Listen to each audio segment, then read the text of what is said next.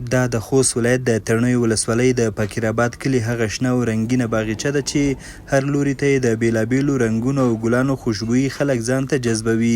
د دې باغچې خاوند 80 کلنه توله خان دی، هغه کروندګر چې له کلونو مسافرۍ وروسته خپل کلي ته راستون شوی او اوس یې د ګلانو د روزنې او بازار ته د وړاندې کولو یو بریالی فارم جوړ کړی دی.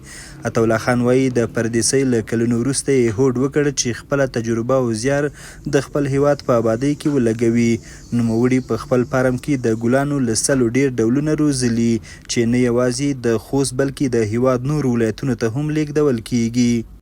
زه خپله د ګلانو فارم جوړ کړی دی، تقریبا د 7 کاله به شي. په دې کې یو 80-90 دونې ګلان زه کرلي مې دي. ممکن ګلان چې تخمینه زه راوړم د بهر نه تجربه کوم، دلته چې ښه نتیجه ورکړي په دې ځای کې زه کرم، هغې نه بیا مارکیټ ته وباسم. د کروندګر عطاالله خان په وینا د ګلانو روزنه یوازې د سیمو ښکلا نه زیاتوي بلکې د خلکو لپاره د عاید او کاري فرصتونو ښه سرچینه هم جوړیدای شي. هغه له اړوندو ادارو غواړي چې د ګلانو د کرکیل او روزنې برخې کې بزګرانو ته اسانتیاوې او تخنیکي مرستې برابرې کړي. د ده په خبره په هیواد کې د ګلانو کرکیل ورځ تر بلې پراخیږي، خو که بزګرانو ته معیاري تخمونه، مسلکي روزنه او لازم ملاتړ برابر شي نو دا برخه به لا ډیره وده وکړي. زه خپله داسې وایم چې که دا شی موږ ته نور هم میلاو شي، دا شنې خونې یا دا ګرین هاوسونه د ګلانو شنې خونې، او دا چې د اوس هېواد تقریبا چې لاس وي، زه دلته کسان هم لرم، کاروبار نور زیاتولی شم.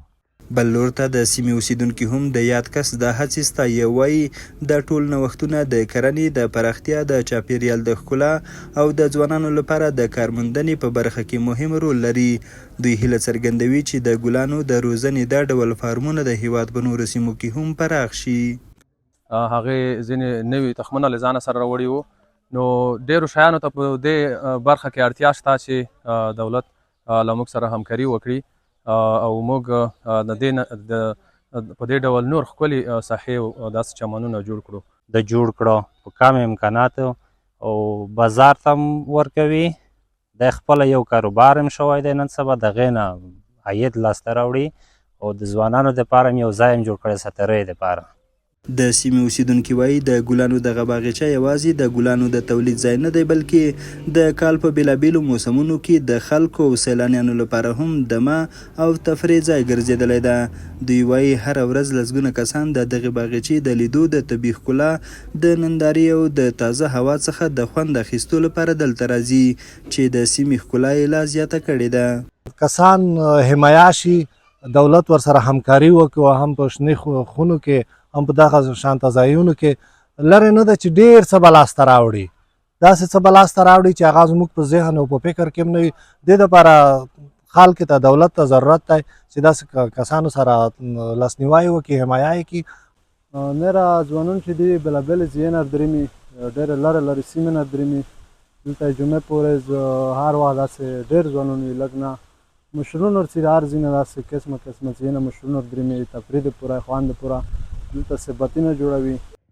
په داسې حال کې چې په هیواد کې د کرنې د بېلابېلو برخو د ودې هڅې روانې دي، د خوست د ترنوي ولسوالۍ د دې کروندګر تجربه ښیي چې په اراده، زیار او مناسب ملاتړ سره د ګلانو روزنه نه یوازې د طبیعت ښکلا زیاتولی شي بلکې د اقتصادي ودې او ځان بسیاینې لپاره هم اغېزناک ګام کیدلی شي.